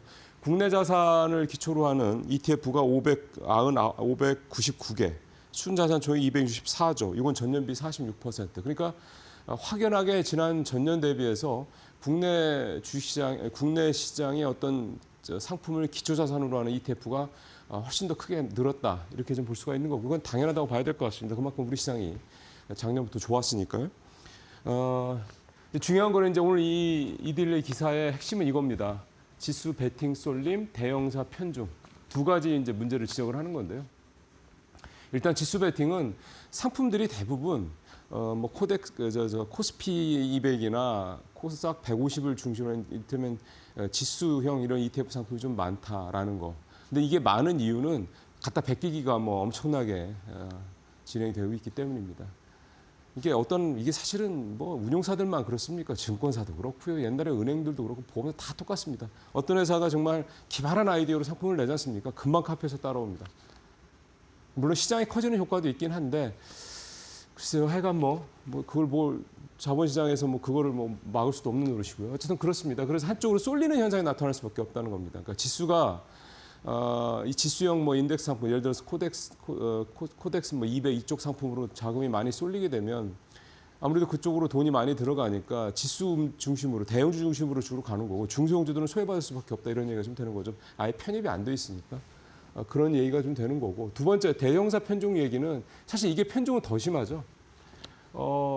삼성자산운용, 코덱스 하는 데죠. 그다음에 타이거 브랜드를 갖고 있는 미래자산운용, 이 두 회사가 사실은 거의 전체 ETF 상품의 절반 정도 차지한다고 봐야 될 것 같습니다. 그러니까 그 상위는 더 말할 것도 없고요. 그러니까 이 두 가지가 우리나라 ETF 시장이 이제 급성장하고 있는 데서 나타나고 있는 어쨌든 좀 리스크 요인이긴 하죠. 근데 이제 지금 시장 자체, 우리나라 ETF 시장이 지금 이제 다 컸냐, 다 성장이 멈췄냐, 이거는 아니기 때문에 이런 문제점들은 이제 앞으로 좀 개선될 수 있는 여지가 있다고 생각 들고요. 이 카피 문제는 분명히 있긴 한데 또 요즘에 보면 또 작은 그런 자산운용사들, 또 개성이 강한 자산운용사도 많이 있습니다. 그런 회사들도 물론 이제 일반 투자자분들이 그런 회사가 있어 없어를 잘 알 수가 없다는 점이 조금 아쉽긴 한데 그런 게 홍보가 좀 필요하다는 거죠. 근데 어쨌든 시장이 계속 성장하고 커지면 커지고 또 우리나라에서 좀 다 지금이야 반도체가 뭐 워낙에 원톱으로 가고 있긴 합니다만 조방원전 같은 뭐 이런 어떤 좋은 섹터에 좋은 어떤 주식들 이런 것들이 계속해서 좀 하나하나 성장을 함에 따라서 투자 상품도 굉장히 다양하게 나올 수 있다. 이런 점도 좀 말씀을 좀 드리겠습니다. 그러니까 좀 더 안정적으로 길게 하는 데 있어서는 역시 뭐 대형사들이 좋죠. 근데 굉장히 스팟이지만 그러니까 아주 핫한 어떤 섹터, 트렌드나 섹터를 잘 노려서 이렇게 하는 그런 것들은 또 좀 중소형 자산운용사들은 또 되게 잘할 수 있기 때문에 그런 것들도 지금 좀 잘 파악할 수 있다 그러면 ETF 시장은 뭐 지금도 전체 거래의 반이니까요. 앞으로 뭐 더 아직도 더 성장할 거라고 봅니다. 자, S&P 500 나스닥 최고치 ETF 얘기 다시인데 표를 바로 보시죠.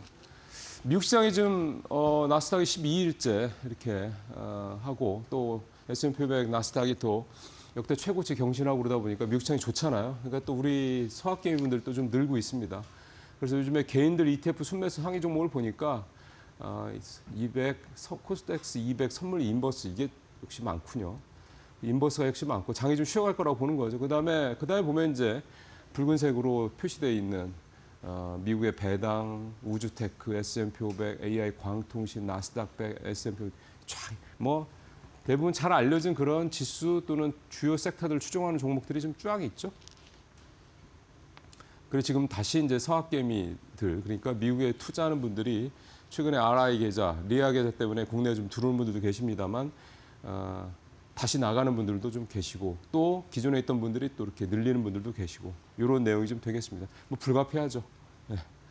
우리 시장만 좋은 건 아니니까 미국 시장도 좋다고 하면 당연히 미국 시장에 이렇게 투자하는 그러니까 전체적으로 자산 내 포트폴리오에서 내 자산 배분을 어떻게 할 것이냐 이런 부분들 이렇게 오늘 기사가 좀 내용이 좀 담겨 있습니다. 미국 시장이 좋으니까 당연히 투자가 늘어난다 이렇게 한마디로 좀 보면 될 것 같습니다.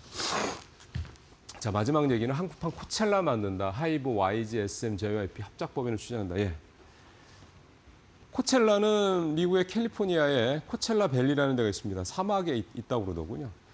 여기에서 매년 치러지는 요즘 얼마 전에 이제 빅뱅이 여기에서 엔딩 공연을 해가지고 또 화제가 되기도 했습니다. 엄청난 공연이고요. 뭐 8만 명, 9만 명 이렇게 모이더라고요. 엄청납니다. 뭡니까 출연자들의 경쟁도 시키고 약간 대단히 유명하고 우리 뭐 아이돌 스타들이 매년 좀 계속 가서 블랙핑크도 그렇고 이번에는 빅뱅에 갔었고 BTS도 옛날에 했었고 하여간 뭐 화제가 되고 있는 건데 이런 게 우리나라에 없죠. 그래서 이거를 만들겠다라는 게 지금 박진영 대중문화교육위원장 거의 장관급입니다. 그래서 이 박진영 JYP 대표가 좀 추진을 하고 있는 거고요. 이렇게 네 회사가 똑같이 지분을 나눠가지고요. 법인을 하나 만들어서요. 국내에서 이렇게 코첼라 같은 행사를 이제 같이 기획을 하고 같이 이제 연예인들을 출연시키고 이렇게 해서 미국의 코첼라와 같은 그다음에 영국의 글래스톤베리 페스티벌 같은 이런 대형 글로벌 음악 행사를 만들겠다 이런 겁니다. 아주 좋은 생각이라고 생각하고요. 이거가 되려면요. 국내에 6, 7만 명급 들어가는 그런 대형 스테디움이 있어야 됩니다. 그래야지 돈 벌죠. BTS가 한 번 공연할 때마다 경제 효과가 최대 1조가 넘는다고 그러더군요. 한 번 공연할 때마다 그렇다고 합니다. 얼마나 대단한 일입니까? 잘 되기를 바라겠습니다. 마치겠습니다.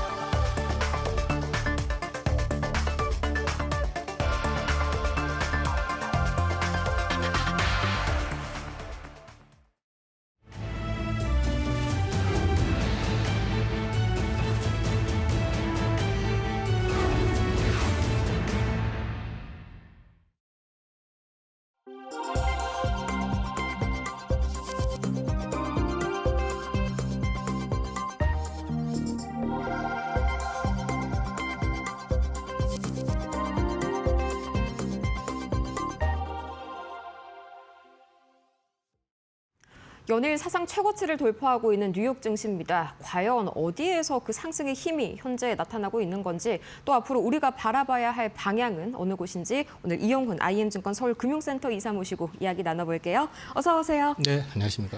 네, 밤사이 나스닥이요. 벌써 12거래일 연속 상승세를 이어오고 있습니다.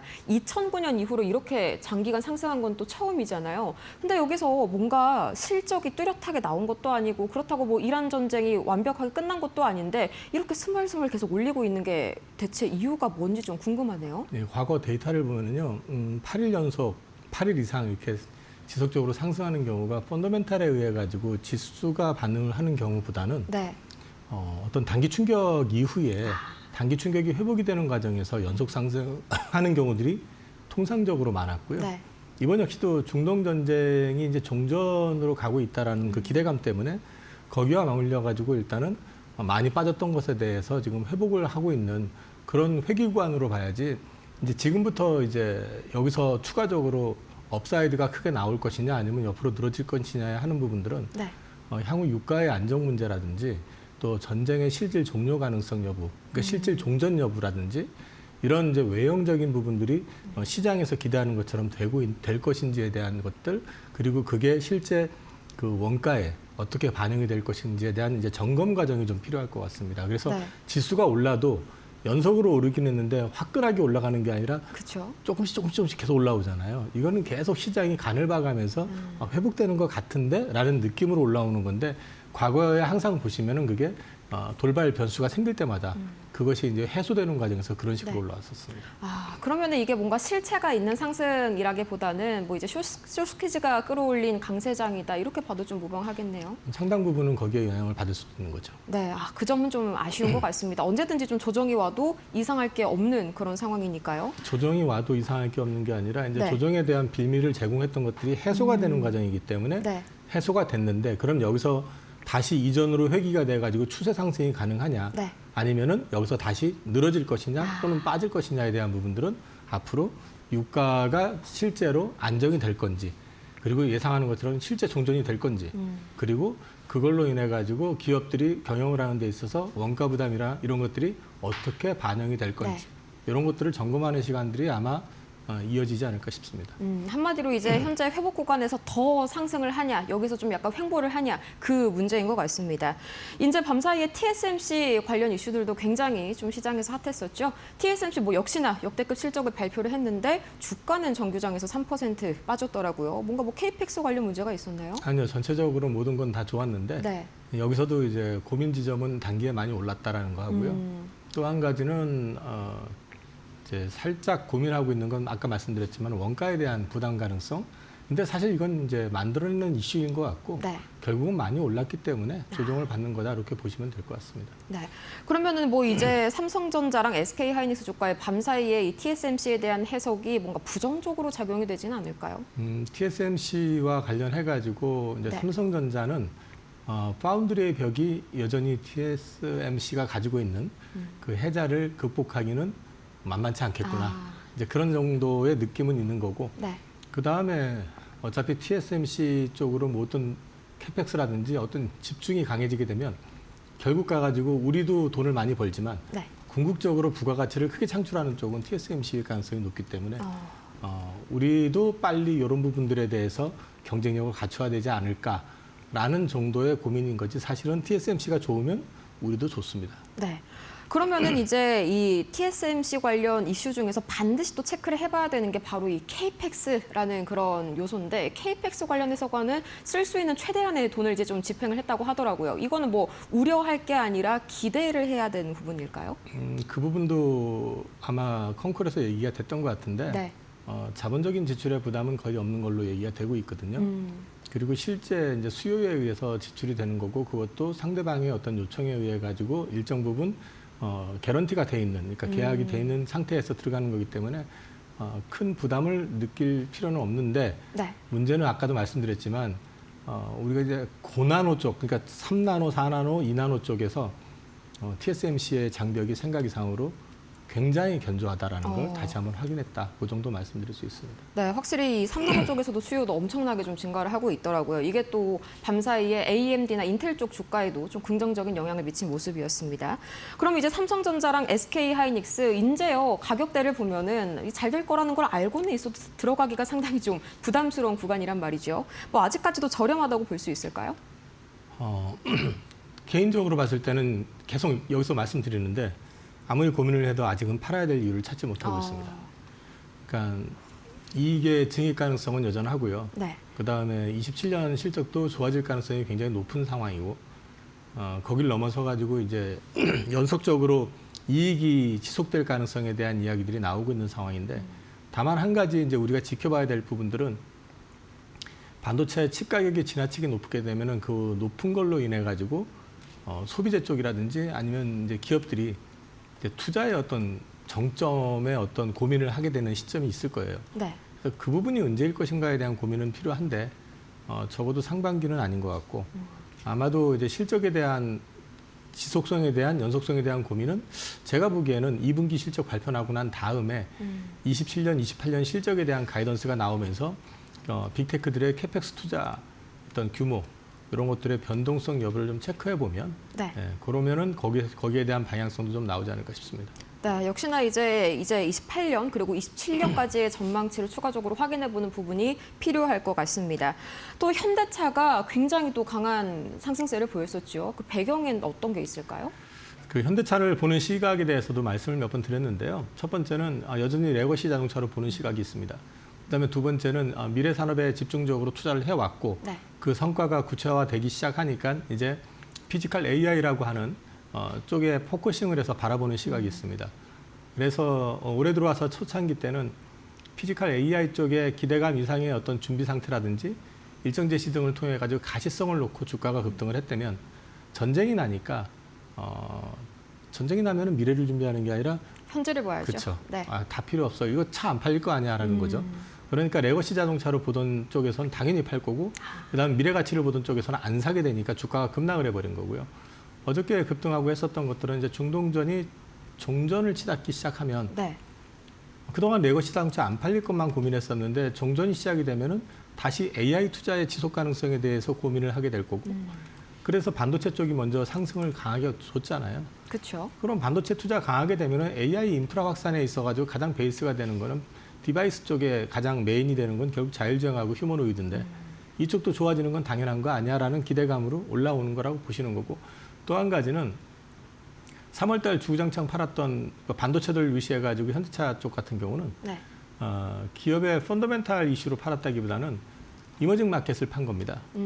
그렇게 된다고 그러면 종전이 될 경우에는 다시 약달러의 가능성 그렇죠. 그러면서 다시 원복이 될 가능성에 대한 것들도 있기 때문에 반도체라든지 이런 현대차 그룹에 대해서는 다시 외국인들도 관심을 가질 수 있다. 그런 측면에서 보신다고 하면 수급적인 측면에서도 괜찮을 것 같습니다. 말씀 주신 그 논리대로 한다면 테슬라의 주가 차트도 요새 다시 올라오고 있잖아요. 이것도 똑같은 그런 논리에 따라서 좀 움직이고 있는 것 같습니다.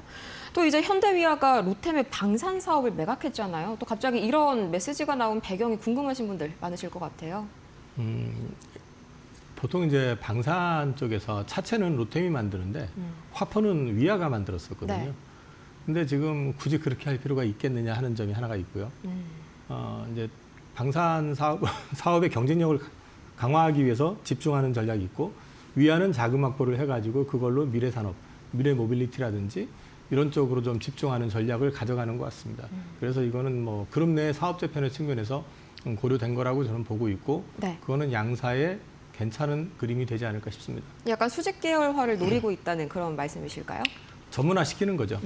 로템은 완전히 방산 기업으로 이제 전문화시켜가지고 네. 방산의 강점을 집중화시키고 또 로템이 방산만 하는 게 아니라 사실 우주 비즈니스하고도 연결이 그쵸, 되거든요. 그쵸. 그러니까 이런 것들까지 놓고 봤었을 때 로템은 그쪽으로 이제 축을 놓게 되는 거고 위아 같은 경우는 이제 미래 모빌리티 쪽에서 비즈니스를 가져갈 수 있는 부분들, 이 모빌리티라고 하면은 UAM도 될 수 있고요. 그 다음에 이제 자율주행 쪽과 관련되는 전기차 이슈도 있을 수 있고 네. 여러 가지 부분에서 관심을 가져갈 수 있는 새로운 성장 동력을 이쪽으로 또 집중화시킨다는 측면에서 그거는 이제 전문화시켜가지고 그룹 내 기업의 어떤 포트폴리오를 좀 안정화시킨다는 측면에서는 긍정적인 그림이 될 수 있을 것 같습니다. 네, 그럼 말씀 주신 이 로봇과 방산 또 우주 항공까지 이 세 가지 분야에서 좀 가장 상승 탄력이 두드러질 거라고 보는 분야는 어디세요?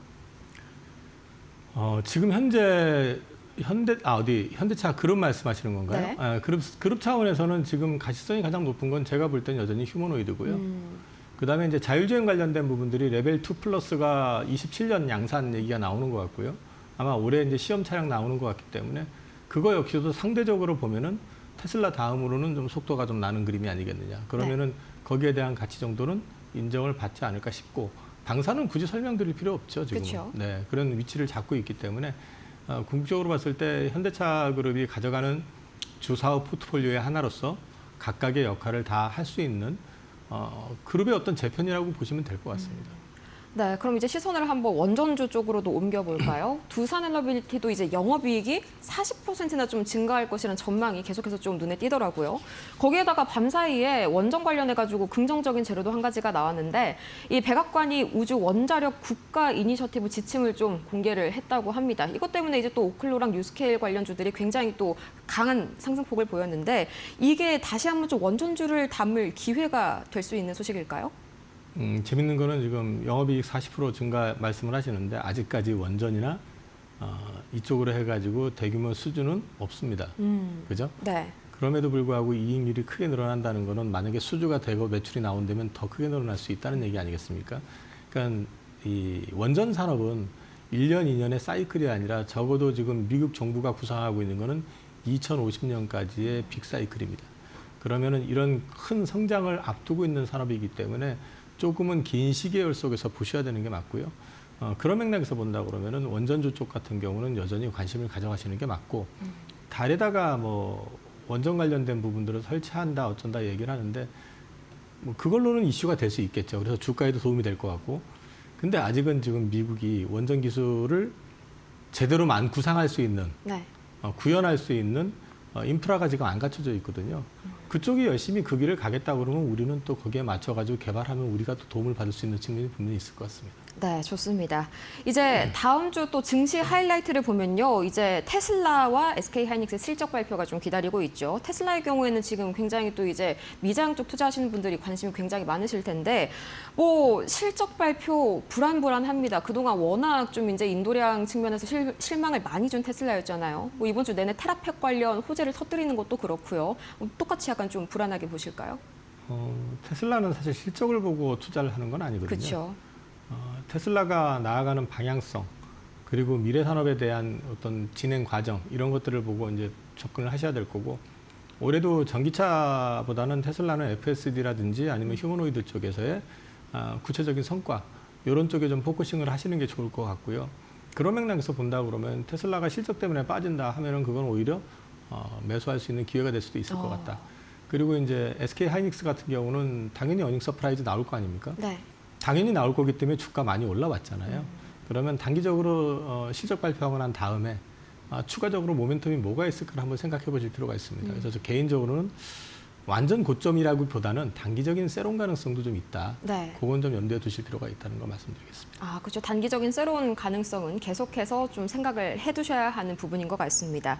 그러면요, 이제 개인 투자자 입장에서의 좀 대응 전략을 전반적으로 살펴주셨으면 좋겠는데요. 이제 좀 종전에 대한 랠리가 본격적으로 시작이 되고 있는 것 같습니다. 이 코스피가 전고점을 다시 한번 돌파할 수 있는 시점, 뭐 근신을 내라고 보실까요? 지수는 고점 돌파 당연히 할 거라고 보는데 네. 그게 한 방에 돌파하느냐 늘어져 가면서 돌파하느냐의 차이일 것 같은데요. 저는 아까 미국 증시도 말씀을 드렸지만 국장 역시도 마찬가지로 여러 가지 점검이 좀 필요한 시점인 것 같아요. 네. 그러니까 정고점 근처 와가지고 여기서 돌파를 하려면 향후 이익의 지속 가능성이라든지 또는 석유 수급의 문제라든지 이게 원가에 어떤 영향을 미칠 것인지 그리고 우리는 좀 투자와 관련되어 있는 산업이 많잖아요. 반도체도 그렇지만 여러 가지 면에서 이런 것들이 향후에 어떤 변수가 있을지를 시장에선 계속 확인을 하면서 움직일 거기 때문에 지금부터는 지수에 대한 집중보다는 순환매를 염두에 두시고 실적장이기 때문에 지수와 관련되어 있는 쪽보다는 어닝 시즌과 맞물려 가지고 순환매를 염두에 두시면서 대응을 해보시는 것도 어떨까 싶습니다. 네, 좋습니다. 이제 미증시 관련 이야기로 마지막으로 좀 한번 마무리해볼까 하는데 이따 미증시 섹터를 좀 보자면요. 요즘 들어가지고 특히나 이번 주 들어서 이 메모리주랑 장비주 쪽이 좀 많이 흔들리더라고요. 그동안 너무 많이 올랐기 때문에 뭔가 차익 실현이 나오는 걸까요? 아니면 뭔가 펀더멘털에 문제가 생긴 걸까요? 펀더멘털 이슈보다는 많이 올랐기 때문에 그런 거라고 보시는 게 맞을 것 같고요. 네. 그런 부분들이 자꾸 나오는 거는 결국은 이제 또 AI 산업에 대해서 이제 투자 지속 가능성에 대한 또 점검을 또 하려고 들 겁니다. 여러 가지 비용이 좀 많이 올라와 있는 상태이기 때문에 그런 부분들이 이제 종전과 더불어 가지고 계속 좀 점검을 해나가는 시간이 좀 필요한 시점이다. 그래서 어닝과 맞물려 가지고 실적 발표하면서 주가들이 세론들이 많이 나오는 게 거기에서 있는 것 같습니다. 네, 그러면서 거기에서 나온 매물들이 다시 좀 소프트웨어 쪽으로 들어가는 움직임들이 나타나고 있더라고요. 물론 뭐 재료도 여러 가지가 있었습니다. 마이클 버리가 뭐 소프트웨어주를 매수했다 이런 이야기도 있었고요. 근데 이 소프트웨어주들 과연 계속해서 이 상승 좀 이어갈 수 있을지가 저는 개인적으로 좀 걱정되더라고요. 어떻게 보세요? 소프트웨어 쪽도 그냥 앉아서 죽지는 않을 거 아니에요. 네. 그리고 지금 마이크로소프트 같은 경우도 결국은 AI를 붙여가지고 지금 비즈니스를 살려내는 거기 때문에 그런 맥락에서 본다 그러면은 이 가운데서 진짜 뭐 다 죽는다 이런 개념보다는 실제로 빅테크에 해당하는 회사들 같은 경우는 다 기회가 있을 거라고 보고 있고요. 그리고 소위 이제 장비 회사 이런 쪽은 이제 투자 사이클하고 맞물려 있지만은 반도체 쪽의 메모리가 됐든 CPU가 됐든 뭐 이런 GPU가 됐든 이런 쪽 회사들 같은 경우는 AI 사이클이 지금 현 시점에서 저는 여전히 끝날 거라고 보고 있지 않기 때문에 네. 조정받는 거는 조정을 좀 많이 받아주면 정말 기회가 될 것 같다 저는. 그래서 여전히 기회는 있다. 다만 이제 하반기에 한 번 정도는 27년, 28년 투자와 관련된 부분들을 점검하려고 들 거다. 네. 그 시점에서 빅테크의 포지션이라든지 아니면은 시장의 어떤 경기 흐름 이런 것들은 한번 같이 체크를 해보셔야 된다. 그 정도 말씀드리겠습니다. 하반기 실적 발표할 때쯤에 타이밍을 말씀하시는 걸까요? 저는 한 여름 네. 정도 되면은 얼추 방향성이 좀 한 번 더 점검을 좀 하려고 들지 않을까? 그러면 여름에 조금 애매하다 싶으면은 그 시즌 정도는 한 시즌이요. 그러니까 네. 가을 정도 네. 조정을 좀 받을 수도 있지 않을까. 개인적으로는 그렇게 보고 있기 때문에 지금은 이제 적어도 2분기 실적 나오기 전까지는 조정을 받아도 계속 저는 우상향할 가능성이 있다고 보는데 그 이유는 한번 점검을 하려고 들 것 같다. 그렇게 말씀드리고 있습니다. 네, 2분기 실적 발표 전까지는 계속해서 이 막대한 영업이익 폭증 기대감으로 올라갈 수 있을 것이다. 역시나 다시 한번 우리의 자신감을 좀 체크해볼 수 있는 말씀 주셨습니다. 이렇게 해서 오늘 이영훈 IM증권 서울금융센터 이사 모시고 자세한 이 투자 전략 세워봤습니다. 좋은 말씀 고맙습니다. 나스닥이 12거래일 연속 사상 최고치를 기록하면서 연일 상승 행진 이어가고 있습니다. 오늘 우리 시장에서도 비슷한 온기가 불어올 것으로 예상이 되는 아침인데요. 이어지는 저희 마켓나우 1부에서 더욱더 자세한 투자 전략 이어가시길 바라고요. 저희는 다음 주 이 시간 같은 시간에 다시 찾아오도록 할게요. 오늘도 함께해 주신 여러분 고맙습니다.